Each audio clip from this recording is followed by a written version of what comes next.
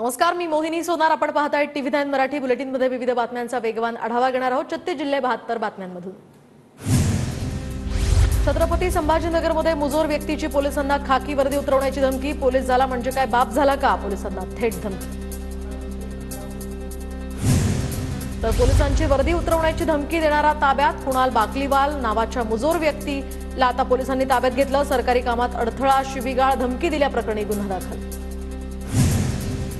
रत्नागिरीच्या साखरी नाटे या ठिकाणी जेट्टी विरोधात मनसेचं आंदोलन तुर्तास मागे. तर प्रशासन आणि मनसे पदाधिकाऱ्यांमधील चर्चेत हातोडगा.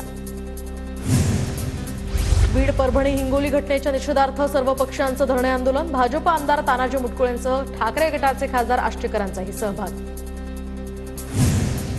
जळगावात सुट्टीच्या दिवशी वेतन आणि भत्ते विभागाच्या कार्यालयामध्ये कामकाज. खासगी शिक्षण संस्थेच्या शिक्षकांचा हा व्हिडिओ व्हायरल. तर संबंधित प्रकारची चौकशी करून कारवाई करण्याची मागणी. अकोल्यामध्ये जिल्हाधिकारी कार्यालयावर दिव्यांग बांधवांचं बोंबाबोंब आंदोलन. प्रति महिना 6,000 रुपये पेन्शन लागू करण्यासह विविध मागण्यांसाठी हे आंदोलन. कोल्हापूरच्या प्रजासत्ताक कार्यक्रमामध्ये प्रहार संघटनेच्या कार्यकर्त्याचं आंदोलन. तर पालकमंत्र्यांनी आपलं म्हणणं ऐकून घेण्यासाठी मांडला मैदानात ठिय्या. पोलीस आणि आंदोलकांमध्ये शाब्दिक चकमक. प्रजासत्ताक दिनी पालघर जिल्हाधिकारी कार्यालयावर प्रहार संघटनेचा घेराव. तर प्रशासनाविरोधात यावेळी जोरदार घोषणाबाजी. दिव्यांगांची पेन्शन 6,000 रुपये करण्याची प्रहारची मागणी. नाशिकच्या डहाळेवाडीमध्ये एल्गार कष्टकरी संघटनेचं धरणे आंदोलन. तर 5 कोटी खर्च करून बांधलेल्या प्राथमिक आरोग्य केंद्राची इमारत धुळखात पडून आरोग्य सुविधा सुरू करण्यासाठी हे आंदोलन. जळगावच्या पारोळ्यातील वंजारी गावातील ग्रामस्थांची गावाचं नाव बदलण्याची मागणी. तर गावाचं नाव महाराणा प्रतापनगर करण्याचं आयुक्तांना या ठिकाणी निवेदन देऊन मागणी. पाठपुरावा करून सुद्धा मागणी मान्य न झाल्यानं ग्रामस्थांकडून आत्मदहनाचा इशारा. अकोल्यामध्ये राज्य उत्पादन शुल्क विभागाच्या विरोधात आमरण उपोषण. जिल्ह्यातील अवैध दारूच्या धंद्यांवर कारवाईचं आश्वासन देऊन सुद्धा कारवाई न केल्यामुळे वाईन बार असोसिएशनची निदर्शनं. जळगावच्या बोदवड तालुक्यातील मनमोडी या ठिकाणी ग्रामस्थांचं आंदोलन. तर 2016 आणि 2017 या वर्षात झालेल्या भ्रष्टाचाराची चौकशी करण्याची मागणी. ग्रामस्थांचा आत्मदहनाचाही इशारा. आष्टी पाटोद्याचे माजी आमदार बाळासाहेब आजबेंनी आता संतोष देशमुख कुटुंबियांची भेट घेतली आहे. हत्या प्रकरणाच्या तपासासंदर्भात आजबेंची धनंजय देशमुखांसोबत चर्चा. भाजप आमदार मंगेश चव्हाण आणि पवार गटाचे माजी आमदार राजीव देशमुखांची भेट. तर राजकीय मतभेद विसरून दोन्ही नेत्यांमध्ये यावेळी हस्तांदोलन. नंदुरबार पोलीस दलाच्या ताफ्यामध्ये नवीन 13 वाहनं दाखल. पालकमंत्री माणिकराव कोकाटेंच्या हस्ते वाहनांना हिरवा झेंडा. भारतीय न्याय संहिता कायद्याच्या जनजागृतीसाठी आता कोपरगाव पोलिसांची बुलेट रॅली. कोपरगाव शहर आणि तालुका पोलिसांच्या वतीनं रॅलीचं आयोजन. पुण्यातील भोरमध्ये प्रशासकीय विभागाच्या क्रिकेट स्पर्धेचं आयोजन. महसूल विभाग, पंचायत समितीसह विविध विभागातील कर्मचाऱ्यांचा यामध्ये सहभाग. वन विभागाचा संघ ठरला विजय. चंद्रपुरात प्रजासत्ताक दिनानिमित्त नाना नानी पार्कचं हे लोकार्पण. तर पालकमंत्री डॉक्टर अशोक उईकेंकडून पार्कची पाहणी करत फेरफटका. प्रजासत्ताक दिनानिमित्त नागपुरातील महाराज बाग प्राणी संग्रहालयामध्ये नागरिकांची मोठी गर्दी. सुट्टीचा दिवस असल्यामुळे लहान मुलांपासून वयोवृद्धांची सुद्धा इथे हजेरी. साताऱ्यात अभिनेते सयाजी शिंदेंच्या हस्ते वडाच्या झाडाचा 3रा वाढदिवस साजरा. सह्याद्री देवराई प्रकल्पामध्ये 2022 मध्ये पुनर्रोपण करण्यात आलेल्या झाडांचं वटवृक्षात रूपांतर. परळीमध्ये 76व्या प्रजासत्ताक दिनानिमित्त निघाली भव्य rally. Vaidyanath institute of nursing कॉलेजच्या वतीनं रॅलीचं आयोजन. तर भोरमध्ये प्रजासत्ताक दिनानिमित्त राष्ट्रवादीकडून मॅरेथॉन स्पर्धेचं आयोजन. तालुक्यातील 1500 धावपटूंचा यामध्ये सहभाग. प्रत्येक विजयी स्पर्धकांचा बक्षिसानं गौरव. लोणीच्या अहिल्यानगरमधील लिटिल फ्लॉवर स्कूलच्या या चित्रफेरीमध्ये दिल्लीतील पथसंचलनाची झलक. विविध राज्यातील कला आणि संस्कृतीचं यातनं दर्शन. जळगाव जिल्ह्यातल्या हातेडमधील लोकनेते नानासाहेब उत्तमराव पाटील आश्रमशाळेत प्रजासत्ताक दिन उत्साहात संपन्न. मान्यवरांच्या हजेरीत ध्वजवंदन झाल्यानंतर शालेय मुलांकडून लेझिम नृत्यावर देशभक्ती गीताचं सादरीकरण. पुण्यामध्ये प्रजासत्ताक दिनानिमित्त बाईक प्रेमींनी भरवलं जुन्या गाड्यांचं प्रदर्शन. डेक्कन परिसरातील भिडे पुलाजवळ जुन्या गाड्यांचं हे प्रदर्शनाचं आयोजन. सातारा शहरात प्रजासत्ताक दिनानिमित्त विंटेज एक्स्पोचं आयोजन, तर स्वातंत्र्यपूर्व काळातील 40हून अधिक चारचाकी आणि दुचाकी गाड्या या प्रदर्शनामध्ये सामील, तर विंटेज गाड्यांचं प्रदर्शन पाहण्यासाठी सातारकरांची मोठी गर्दी. दिल्ली इथल्या राष्ट्रीय स्कूल बँड स्पर्धेमध्ये सांगलीच्या राजाराम बापू पाटील मिलिटरी स्कूलचं यश, तर राजाराम बापू पाटील मिलिटरी स्कूलचा स्पर्धेत 3रा क्रमांक. नागपूरच्या विधान भवन परिसरात 50व्या सुवर्ण महोत्सवी पुष्प प्रदर्शनाचं आयोजन, स्पर्धेमध्ये 6 विभागांमधील 800 प्रवेशिका दाखल, तर औषधी वनस्पतींसाठी खास दालनाची उभारणी. अलिबागमध्ये विदेशी बांधकाम व्यावसायिक कंपन्यांकडून जमिनींची खरेदी, तर पर्यटनाबरोबरच अलिबाग आता गुंतवणुकीचं सुद्धा केंद्र बनलं. वाशिमच्या मालेगाव तालुक्यातल्या खडकी इजारा या ठिकाणी शेतकऱ्यांचं धरणे आंदोलन, धरणातील पाणी सोडण्याची शेतकऱ्यांची मागणी.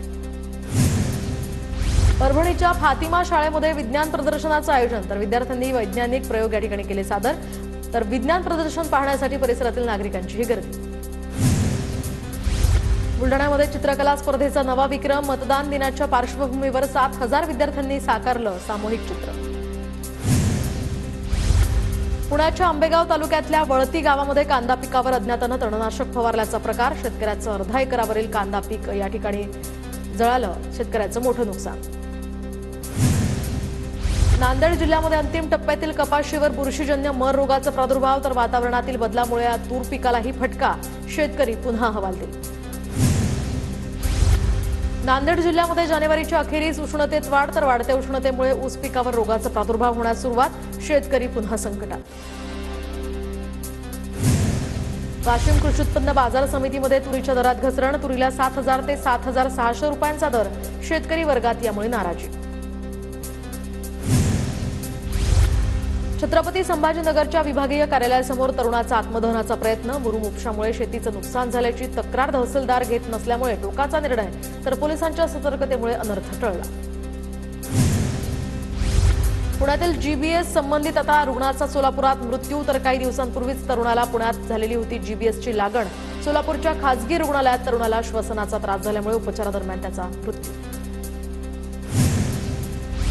पुण्यामध्ये गुइलेन बॅरो सिंड्रोमच्या रुग्णांची संख्या आता 73 वर, तर 14 रुग्ण व्हेंटिलेटरवर, तर मुंबईत सुद्धा गुइलेन बॅरो सिंड्रोमच्या रुग्णांची नोंद झाल्याची माहिती. राज्यभरातील एसटी आगारातील स्वच्छतागृहांची 28 फेब्रुवारीपर्यंत वरिष्ठ अधिकाऱ्यांकडून तपासणी केली जाणार, संबंधित आगारांच्या अधिकाऱ्यांना कोणतीही पूर्वकल्पना न देता सरप्राईज व्हिजिट केली जाणार.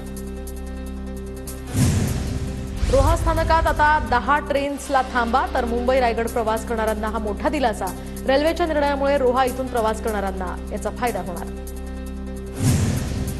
नाशिक शहरात 5 ठिकाणी उड्डाणपूल उभारण्याचा प्रस्ताव, वाहतूक कोंडीच्या गंभीर समस्यांवर आता प्रशासनाकडून उपाययोजना.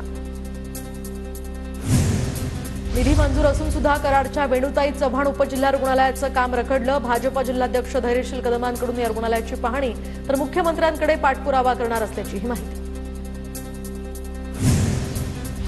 वाशिम जिल्ह्यामध्ये महावितरणकडून विद्युत मीटर तपासणी मोहीम सुरू, आतापर्यंत 30 लाखांचा दंड वसूल, तर 20 पथकांकडून कारवाई सुरू असल्याची माहिती. चंद्रपूरच्या सोनुर्लीमध्ये कापूस जिनिंगला भीषण आग, तर या आगीमुळे जिनिंगमधील कापूस जळून खाक, शॉर्ट सर्किटमुळे आग लागल्याचा प्राथमिक अंदाज. नाशिकच्या येवल्यामध्ये कुकर गल्लीमध्ये हाताची मालिश करण्याच्या बहाण्यानं वृद्ध महिलेची फसवणूक, 2.5 तोळे सोन्याच्या बांगड्या चोरट्यानं लांबवल्या, नकली बांगड्या ठेवून चोरटे पसार, येवला शहर पोलीस ठाण्यात गुन्हा दाखल. नंदुरबार शहरातून जाणाऱ्या विसरवाडी खेतिया राज्य महामार्गावर आता खड्ड्यांचं साम्राज्य, रस्त्यात मोठमोठे खड्डे पडल्यामुळे वाहन चालकांची तारांबळ, प्रशासनाचं मात्र याकडे दुर्लक्ष. पुण्यातील भोर महाड वरंध घाटामध्ये मालवाहू ट्रकचा अपघात, तर संरक्षक कठड्यामध्ये अडकल्यामुळे 400 फूट दरीत कोसळण्यापासून ट्रक बचावला.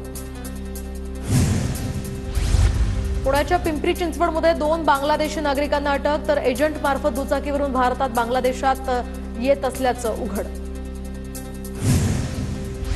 सांगलीमध्ये मोबाईल स्क्रीन गार्ड खरेदीवरून तरुणाची निर्घृण हत्या, तर बस स्थानकाजवळच्या मोबाईल दुकानातली ही भीषण घटना, संशयितांना पोलिसांनी घेतलं ताब्यात. परभणीमध्ये किरकोळ कारणावरून ऑटो रिक्षा चालकाची निर्घृण हत्या, आरोपीला पोलिसांकडून अटक.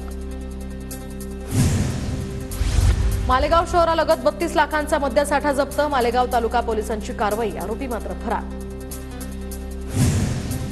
परळीतील पोलीस ठाण्याच्या हाकेच्या अंतरावर असलेल्या जिल्हा परिषद शाळेमध्ये चोरीची घटना, तर पोषण आहारासह साहित्य चोरीला गुन्हा दाखल करण्याची प्रक्रिया सुरू.